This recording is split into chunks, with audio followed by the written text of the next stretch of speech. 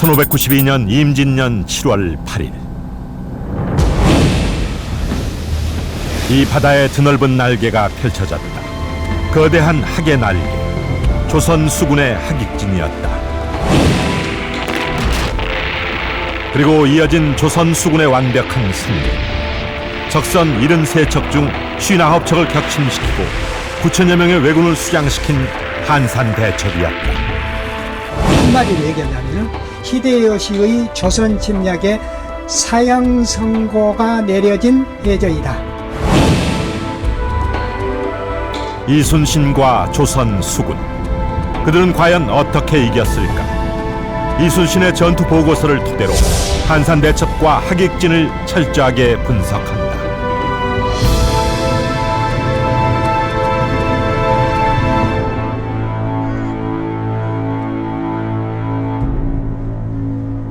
제 뒤로 펼쳐진 평화롭기 그지없는 푸른 바다. 이곳은 임진왜란 3대 대첩 가운데 하나인 한산 대첩의 현장입니다. 임진왜란 초기 조선과 일본의 운명을 건 한판 승부가 펼쳐졌던 곳이죠. 이 한산 대첩 하면 가장 먼저 떠오르는 것, 바로 학익진입니다. 학익진. 이순신은 장계에서 마치 학의 날개를 펼친 듯한 진법을 통해 일본 수군의 압승을 거두었다고 보고하고 있습니다. 이 한산 대첩을 승리로 이끈 학익진은 과연 어떤 진법일까요? 역사 스페셜. 오늘은 이 한산 대첩의 현장에서 학익진과 한산 대첩의 승리의 요인들을 철저하게 분석해 보겠습니다. 이순신은 무장으로서는 보기 드물게 많은 기록을 남겼다. 아산 현충사에 보관되고 있는 그의 기록물들. 전란일기인 난중일기를 비롯 왕에게 올린 장계들이 남아있다. 이들을 총망라, 정조 때 이충무공 전설을 편찬했다. 이들 중 견매량 파외병장은 한산대첩 보고서다. 장계는 이순신 함대가 당포에 도착한 것으로 시작된다. 이순신 함대는 여수를 떠나 3차 출전을 감행했던 것이다. 통영의 섬 미륵도에 있는 당포. 이곳은 한 달 전 2차 출전 당시 적을 대파한 적이 있는 의미 있는 곳이었다.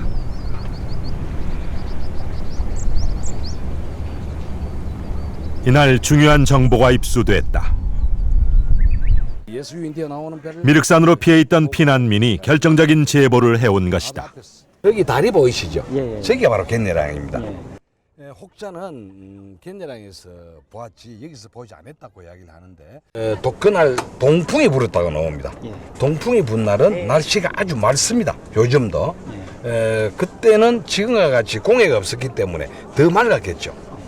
교각 셀 수 있겠습니까? 예, 지금도 교각 숫자가 하늘에 보이시죠? 예. 그래 교각보다 더 큰 외적의 함선을 70척 왜 못 셉니까? 700척 같으면 못 세겠지만 그래서 해가지고 중국에게 정보를 전달합니다.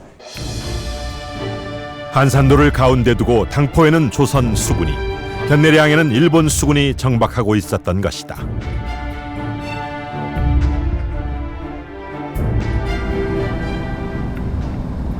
견내량은 통영과 거제 사이의 바닷길, 최소 폭 180m, 길이 4km의 좁은 물길이다.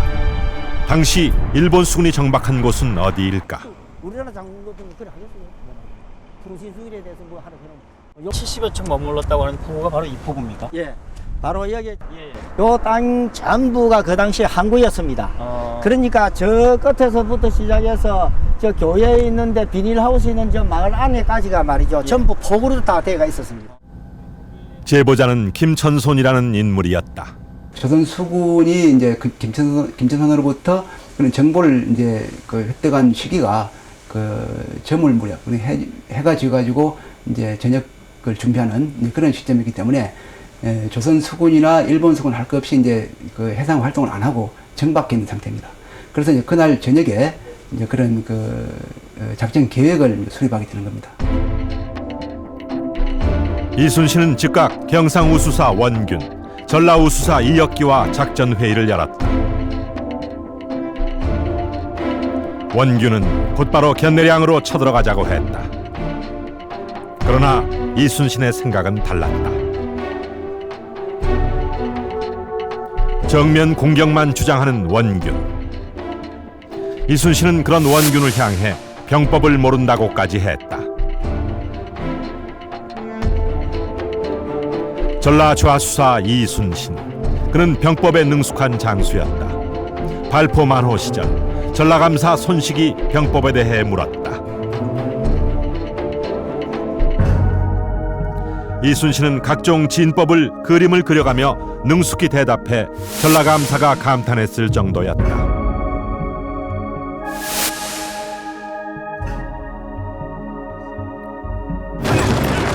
임진왜란 당시 일본군은 수륙병진책을 추진했다. 육군의 진격에 맞춰 수군이 바다를 통해 보급을 하는 작전이었다. 그런데 이것이 막혔다. 뜻밖의 복병 이순신과 조선 수군이 있었던 것이다. 첫 해전 옥포부터 연이은 7차례 해전에서 일본군은 단 한 차례도 조선 수군을 이기지 못했다. 일본군의 해상 보급로가 막혀버린 것이다. 일본 수군의 연이은 패배. 도요토미가 특명을 내렸다.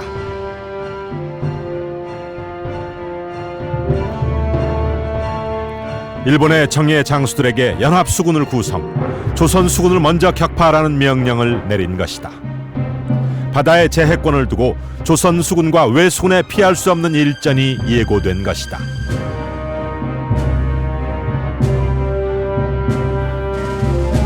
도요토미 특명으로 한양까지 진격했던 외장 와키자카 야스하루는 다시 남하해야 했다. 와키자카를 급거 부산 쪽으로 이제 후퇴를 시켜서 뒤로 나와서 수군을 정비하고, 아울러서 거기에 이제 그 일본의 수군 주력이라고 할 수 있는 요즘을 말하면 이제 도쿄 지역에서 활동하고 있었던 그 수군들을 소위 2세 수군, 2세 지역인데 2세 지역의 수군들을 여기에 합류를 시킵니다. 대규모 일본 정예 수군을 맞이한 이순신. 그는 전투 장소를 고민했다. 좁은 바다 견내량은 200여 척의 함선이 전투를 치르기에는 적합치 않았다. 대신 그는 한산도 앞 넓은 바다를 선택했다. 다음 날 아침, 전투는 이순신의 작전대로 시작됐다. 조선 수군은 당포를 출발, 한산도를 지나 견내량 쪽으로 항진했다. 비장의 신무기 거북선과 주력 전선 판옥선, 그리고 보급선 등으로 구성된 80여 척이 넘는 대함대였다.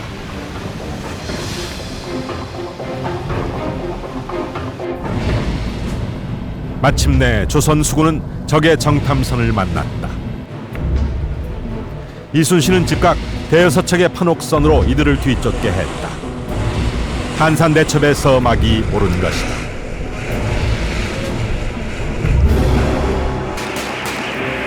조선군 유인 함대는 견내량에 정박해 있던 왜군들을 공격하기 시작했다. 적도 응전을 해왔다.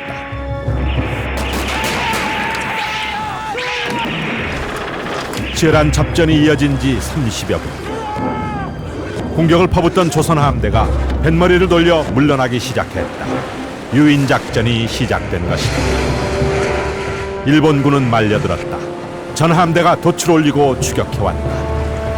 쫓고 쫓기는 추격전이 펼쳐졌다. 추격전은 30여리에 걸쳐 이루어졌다. 좁은 수로 견내량을 벗어나자 마침내 넓은 한산도 앞바다가 나타났다. 순간 조선 함대를 뒤쫓던 일본군은 경악했다. 수많은 조선 함대 본진이 그들 앞을 막아선 것이다. 하객진이었다. 조선 함대는 일본 함대를 완전히 에워쌌다.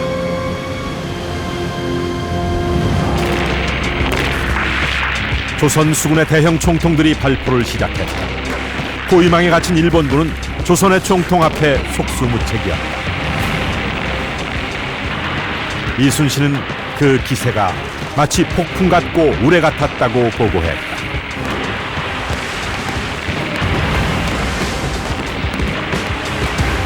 전세는 금방 한가름났다. 조선 수군의 압승이었다.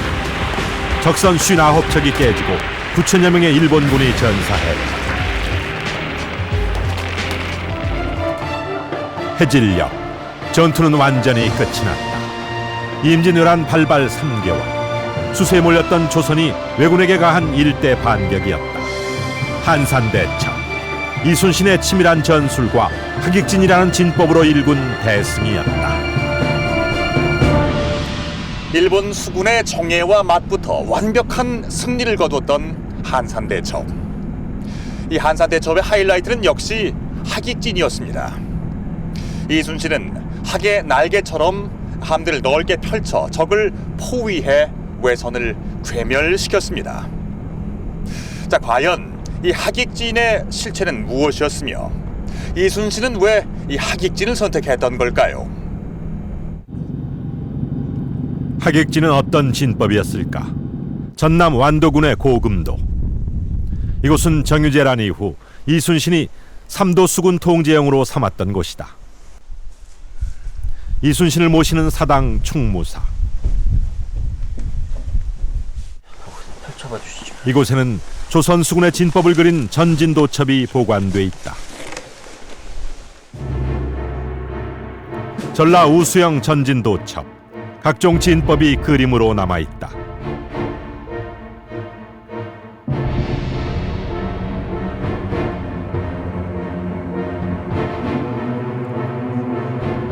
직진과 예진, 원진과 방진, 하객진과 곡진 등 조선 전통의 진법들. 하객진도 매우 자세하게 기록돼 있다.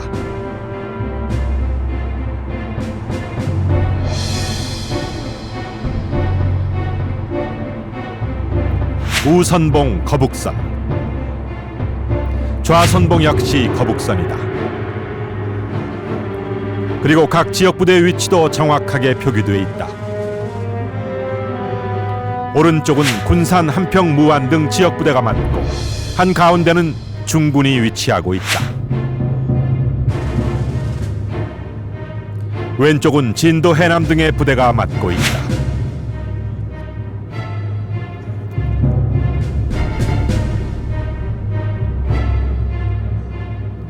이들 뒤에 좌우 호위함을 거느린 대장선이 위치하고 있다. 그런데 우수영 전진도첩의 하객진은 임진왜란 150여 년 후의 기록이다. 그렇다면 조선 초기의 진법은 하객진을 어떻게 기록하고 있을까? 하객진에 대한 기록이 문종대의 진법서인 신진법에 나온다. 여기에는 하객진은 가로로 펼친 횡렬진이라고 돼 있다. 또 신진법은 하객진을 기장의 형세로 표현하고 있다. 기장이 무엇일까? 한산대첩 때 적장인 와키자카 야스하루. 그의 기록에도 기라는 단어가 나온다.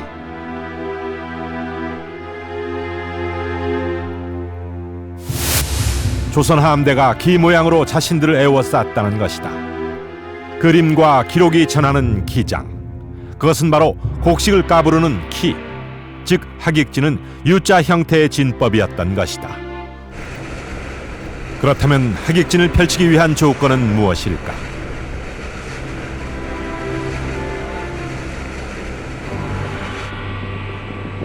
첫째는 상대를 압도하는 우세한 전력이 필요했다. 한산해전 당시 와키자카의 일본 수군은 73척, 조선 수군은 대소전선을 합쳐 80여 척이 넘었다. 적을 완전히 에워쌀 수 있는 전력이었다. 이런 우세한 전력으로 이순신은 적을 모두 잡아버릴 계획을 세웠다. 그러나 견내량은 작은 섬이 많은 좁은 물길, 적을 보유해 완전히 잡을 수 있는 적합한 전투 장소가 아니었다. 수로가 좁고 암초가 많기 때문에 우리가 기동하기도 쉽지 않고, 또 우리가 가까이서 이게 화포를 다 사용을 할 수도 없습니다. 반면에 일본군들은 건조했기 때문에 우리에게 조총을 발사할 수 있고 또 우리가 그에도 피해를 입고 그다음 건조해서 바로 우리 배 위에 올라와서 이렇게 백병전을 할 수 있는 일본군 전술을 마음껏 사용할 수 있는 이제 그런 면이 있고 이 때문에 이순신은 한산도 앞 넓은 바다로 왜군을 유인 적을 포위하는 하객진을 펼쳤다. 그렇다면 하객진은 완벽한 진법이었을까? 군사편찬 연구원이자 국방일보 기자로 깊이 있는 전사 연구를 해온 김병윤 기자. 그는 하객진에도 취약점이 있다고 주장한다.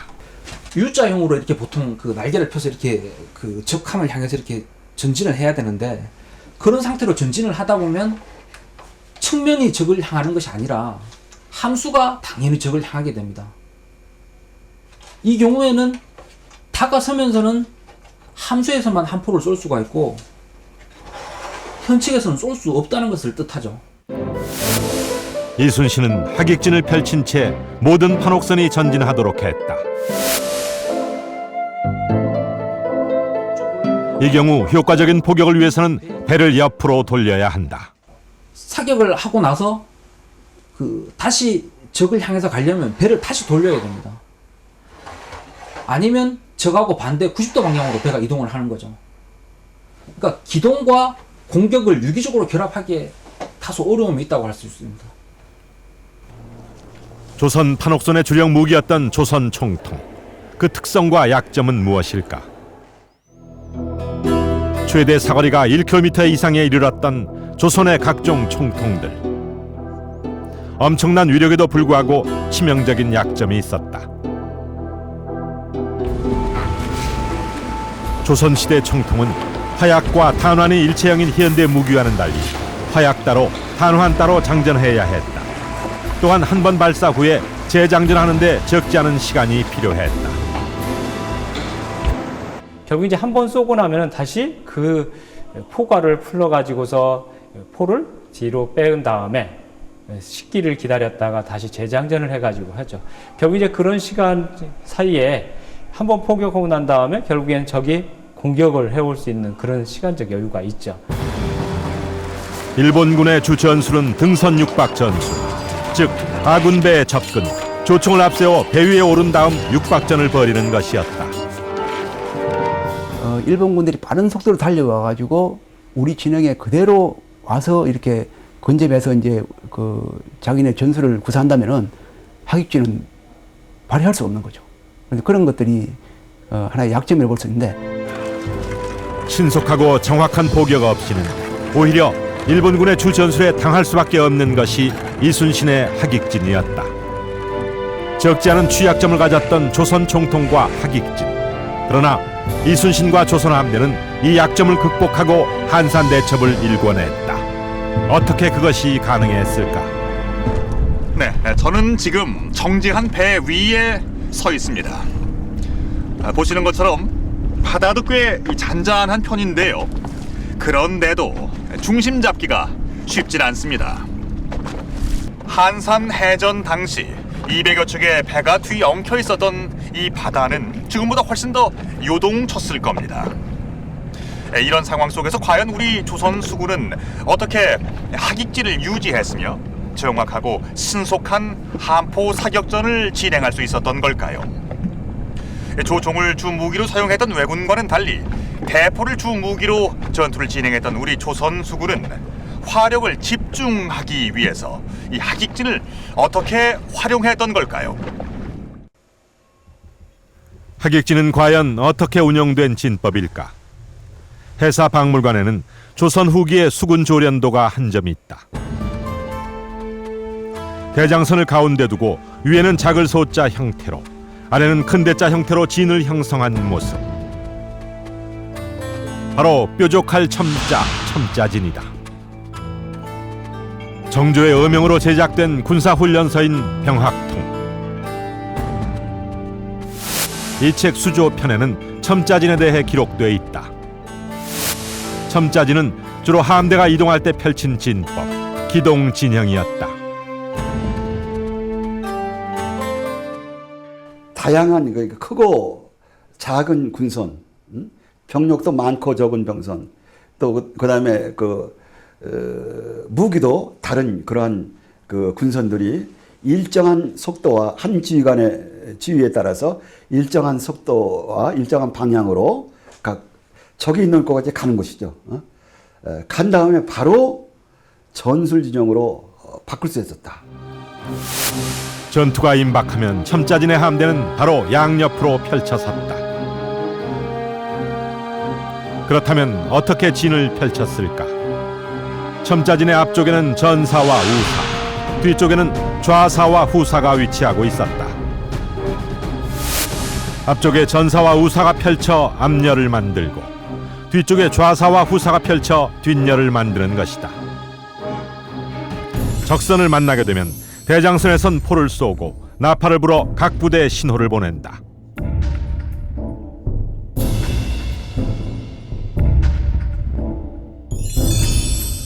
이러한 대장선의 신호에 따라 각 부대는 첨자진에서 횡렬진인 하객진으로 진영을 변형한다는 것이다. 이렇게 항진하던 첨자진이 적을 만나 전투 태세를 갖출 때는 미리 약속된 위치로 옮겨 하객진을 형성해야 했던 것이다.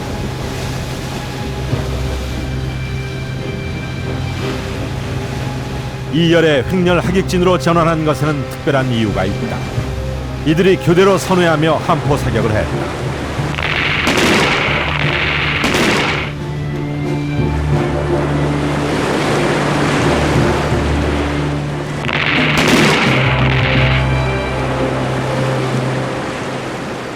이것은 뭐냐? 사격의 공백기를 없애고 계속적으로 단발의 우리 총통을 대포를 연발로 쏘게 만들 수 있는 그러한 전술이다. 그러니까 매우 아주 지혜로운 전술이다. 그렇다면 이순신 함대는 하객진으로 어떻게 전투를 치렀을까? 각선 도번에 남아있는 판옥선 원형 그림.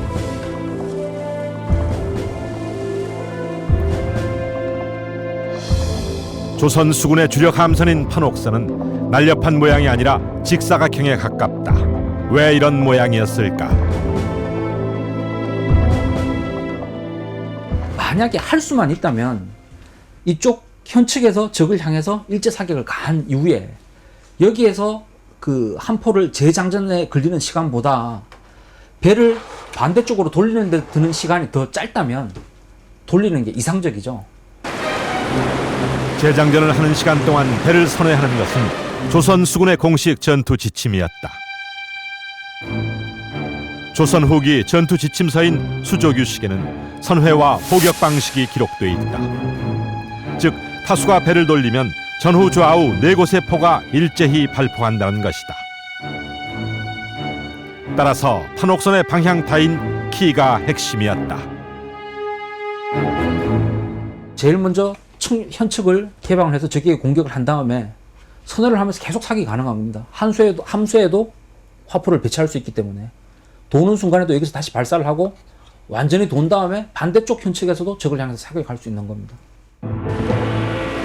날렵한 유선형 대신 직사각형 형태의 판옥선. 이 덕분에 사면에 함포를 설치, 선회하면서도 끊임없이 발포할 수 있었던 것이다. 이순신의 하객진은 바로 이런 특성을 10분 발휘한 전투 대형이었던 것이다.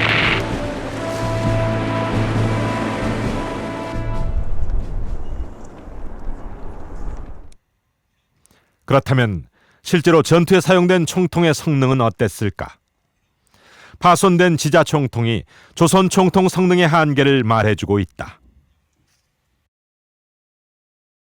이제 많은 양의 화약이 안에서 폭발을 하기 때문에 일단 뜨거워게 달구어질 것이고, 그것을 무리하게 이제 연속적으로 사용했을 경우에는 파괴돼 가지고서 사용되지 못하는 그런 사례가 나타날 가능성은 충분히 있다라고 생각이 됩니다. 그런 의미에서는 뭐 교대로 사용을 해 가지고서 아무래도 그런 무리를 좀 최소화하는 그런 방식도 이루어졌을 거라 생각됩니다.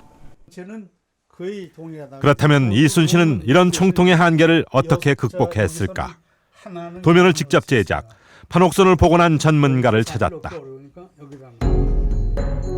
비결은 바로 판옥선에 있었다. 폭 14m, 길이 30여 미터의 판옥선을 10분의 1 크기로 축소한 모형. 제작자는 판옥선 밑바닥을 주목했다. 헐스라고 그러는데 배가 물속으로 가라앉는 깊이가 낮아요. 비교적 낮다고. 다른 이제 수장보다는. 그렇기 때문에 평저선은 그러한 헐스가 낮으면서 그걸 운행하기가 조금 쉽죠. 평저선의 판옥선은 선회가 쉬웠다. 이는 하객진을 구사하는 데 결정적인 요인이 됐다. 일본 장수였던 와키자카 야스하루도 당시 조선 함대의 선회를 기록으로 남기고 있다. 조선 함대가 일제히 방향을 바꿨다는 것이다. 이순신은 판옥선의 장점을 살려 결정적인 순간에 배를 돌린 것이다. 그런 다음 포격과 선회, 다시 포격을 반복하며 적선을 정밀하게 타격했다. 압승의 비결이었다. 조선 판옥선에 대한 일본군의 평가가 선조실록에 남아있다. 그들은 조선 판옥선과 싸우기 어렵다고 했다. 배가 높아 붙잡고 오르기 어려우며 대포 또한 무섭다고 일본군은 평가했다.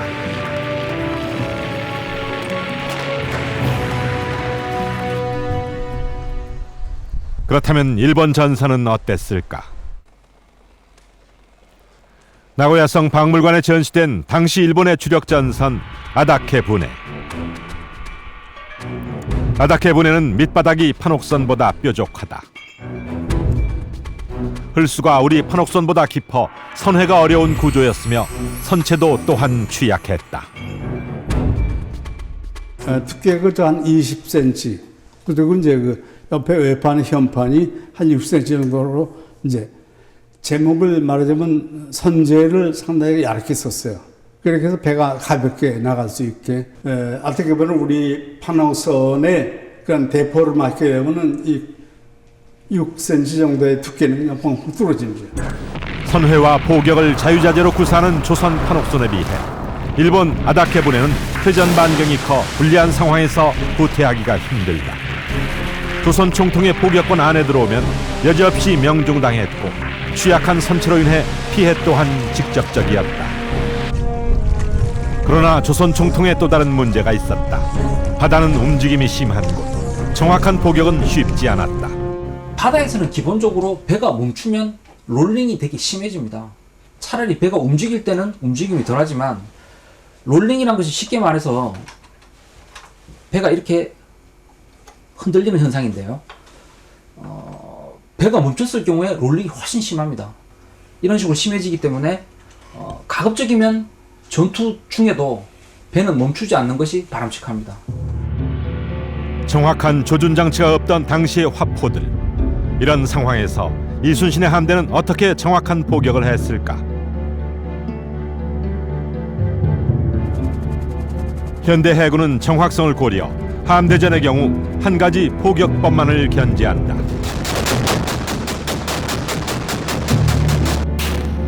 장애물이 없는 바다의 특성을 살려 직사포 포격을 구사하는 것이다. 직사포를 사용하는 이유는 두 가지 측면, 정확성과 파괴력 측면이 있는데요. 곡사포는 그 직사포에 비해 사거리는 길지만은 탄착점을 확인하고 사격 오차를 계산해서 지속적으로 재조준을 해야 된다는 단점이 있습니다. 따라서 표적이 움직이는 해상에서는 적절치가 않습니다.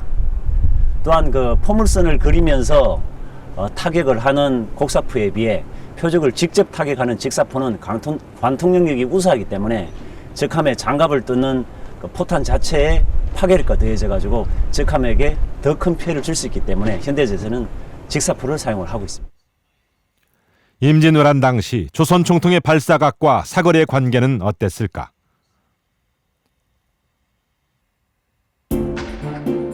천자 총통과 대장군전의 발사와 유효 사거리를 분석한 한 논문에 따르면 5도 각도로 발사하면 사거리는 152m, 10도로 발사하면 289m, 5도 각도 차이에 137m의 차이가 났다. 5도 각도 발사에 롤링 5도가 더해지면 사거리 편차가 137m에 이를 수 있다. 가까이서 쏴야 정확한 포격이 가능하다는 결론이다. 배의 흔들림에 따른 사거리 오차가 너무 심하기 때문에 포신을 이렇게 수평에 가까운 방식으로 이렇게 사격을 해서 쏘는 것이 현실적입니다. 그래서 어떤 전군대 유럽 해군들도 그것 때문에 어떤 그 해전에서는 기본적으로 그 직사 사격 위주를 했고요. 그렇다면 조선 수군도 직사 포격을 했을까? 해사 박물관에 보관돼 있는 다양한 수군 관련 기록들. 조선 후기 수군들의 훈련 방식을 기록한 이 규범들은 조선 수군의 훈련과 전투 방식을 알 수 있는 소중한 자료다.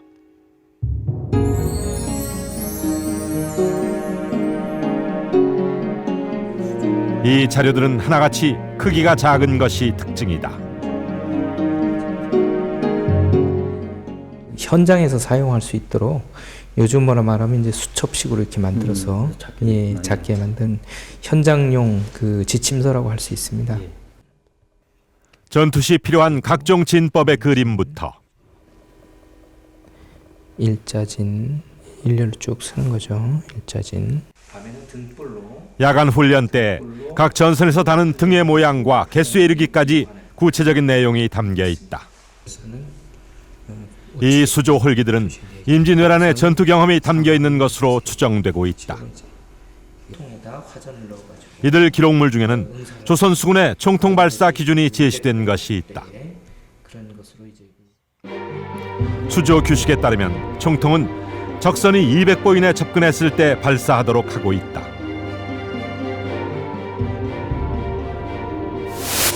(200보) 이내 근접 포격, 그것은 직사 포격이었다. 활은 30보 이내에서 발사하도록 규정하고 있다. 적을 포위한 이순신은 가까운 거리로 근접해 강력한 직사 포격으로 적선을 격파한 것이다. 임진왜란을 통해서 또는 그 시기를 통해서 우리나라가 가지고 있던 고유의 어떤 작전, 그리고 또 중국 수군의 영향, 이런 것들이 그대로 이제 발전됐다고 보여집니다. 그래서 비록 그것들이 이제 그 훈련 절차이기는 하지만 종래 이제 임진왜란 때에도 그런 훈련에 의해서 임진왜란이 일어나기 전에 이순신 장군이 훈련을 했고 또 그것을 바탕으로 전투를 치렀다고 보여집니다. 바다 한가운데서 적을 모두 잡아버리겠다는 전략 목표를 세웠던 한산해전. 한산해전은 하객진이라는 적절한 진법과 탁월한 선회 능력을 가진 판옥선, 그리고 조선 총통의 강력한 직사 포격으로 거둔 찬란한 승전, 빛나는 대첩이었다.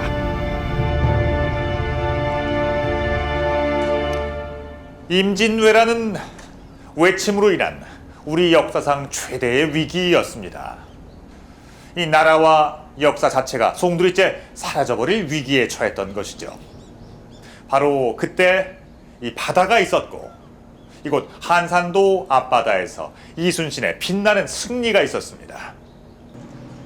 임진왜란 3대 대첩 중에서도 이 한산대첩이 갖는 의미는 남다른 데가 있습니다. 이 한산대첩으로 발발 3개월이 지난 임진왜란은 새로운 전환점을 맞게 됩니다. 한산대첩은 임진왜란의 일대 전환점이 됐다. 지금 이제 일본은 전쟁 목표를 수정할 수밖에 없었다. 팽팽한 팽지가 되어 있는 제일 정상입니다. 바로 이거요? 예, 여기가 바로 정상입니다. 수목이 너무 나오게돼가지고 4~5년 전만 그 직접적인 증거 중에 하나가 바로 이곳 거제의 장문포 외성이다. 전체적인 역사를 보면은 이곳은 조선 수군의 한산대첩 직후 일본군들이 쌓은 외성이다. 성벽은 급하게 쌓은 흔적이 역력하다. 바로 이쪽은 부산입니다. 요 조금만 간 부산이거든요. 그리고 이쪽에는 진해입니다. 이쪽은 마산이거든요. 그 다음 이쪽은 고성입니다. 그리고 이쪽 바로 가면은 통영이거든요. 그러면 통영이나 고성이나 부산이나 마산, 진해의 길목입니다. 장문포 외성. 이 성은 한산해전으로 제해권과 해상 수송로를 잃은 도요토미의 고육지책이었다.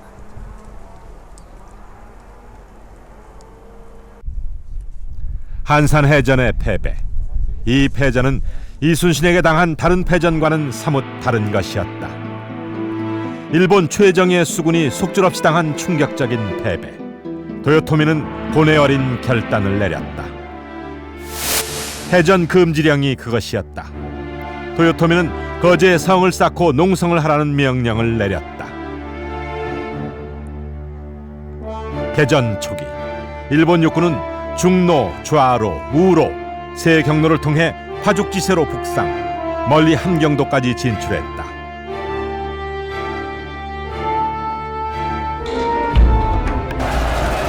전쟁은 곧 그들의 승리로 끝날 것 같다. 일본군은 개전 20일 만에 한양을 점령했으며 뒤이어 평양성을 차지했다. 조선 왕자를 인질로 잡았으며 선조는 압록강 의주까지 밀려나 있었다.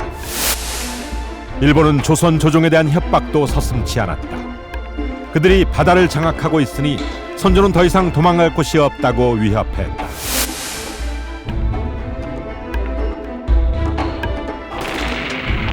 그러나 이순신의 한산 대첩이 있었다. 이 대첩으로 일본의 야욕은 여지없이 꺾이고 말았다.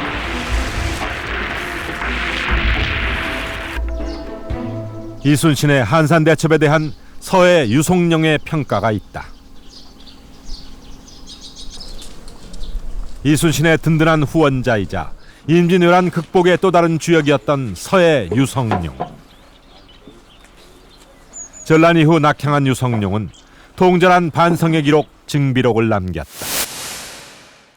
그는 한산 대첩이 일본의 팔을 하나 잘라버린 것이라고 극찬했다.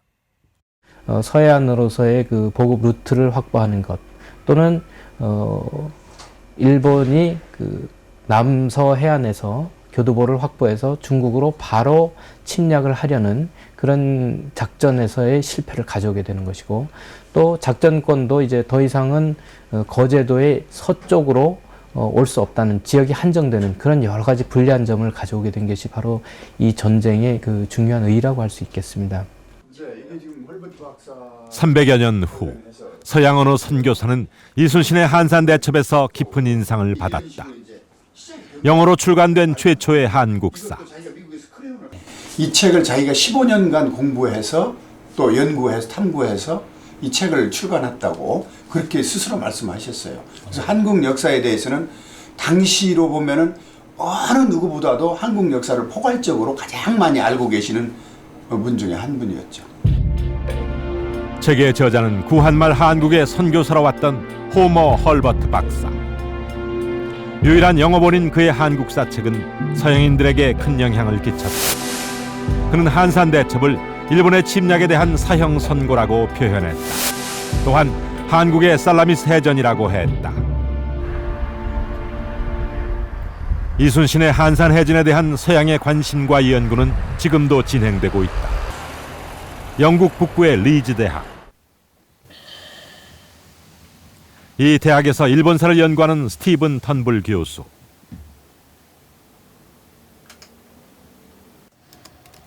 임진왜란과 이순신을 연구하는 그가 특별히 강의에 활용하는 책이 있다.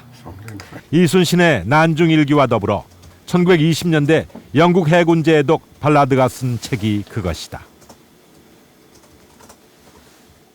When Ballard's book was published, it had an enormous influence, simply because few people had realized the great military naval tradition of East Asia. And I think that was, from then on, nobody could ignore it. Obviously, with the Second World War, nobody did ignore it. And I think that, in the sense that Ballard is a pioneer in drawing our attention to what the potential of East Asia is as a great naval power. 주로 해양과 일본 정치사와의 관계를 다룬 이 책에서 저자 발라드는 특별히 이순신에 대해서 기술하고 있다. 이순신은 넬슨과 같은 인물이며 전술의 천재로 역사상 가장 위대한 인물 중 하나라는 것이다. 또한 한산 대첩은 세계 해전사의 길이 남을 승리라고 극찬하고 있다. And so essentially what he was doing was wearing down the fighting capacity of the Japanese ships from a distance, keeping them away and ensuring that if any of them did get close enough, they no longer had the fighting men on board. So it was a very sensible assessment of the relative strengths of the two fleets, coupled, of course, with a great deal of local knowledge. A wonderful combination of strategy and tactics. And that's why I think Ballard and everyone since has so admired him. 한산대첩 이후 한산도에는 3도 수군 통제영이 설치됐다. 조선 수군은 일본군에게 이 한산도 서쪽을 결코 허용하지 않았다. 완벽한 제해권 장악이었다. 이로써 일본의 침략 야욕은 완전히 꺾이고 말았다.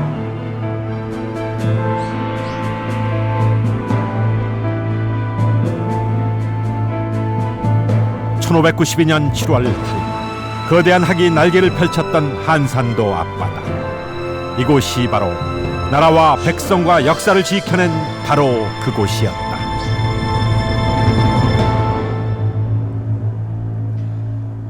임진왜란을 사실상 종결시킨 한산대첩.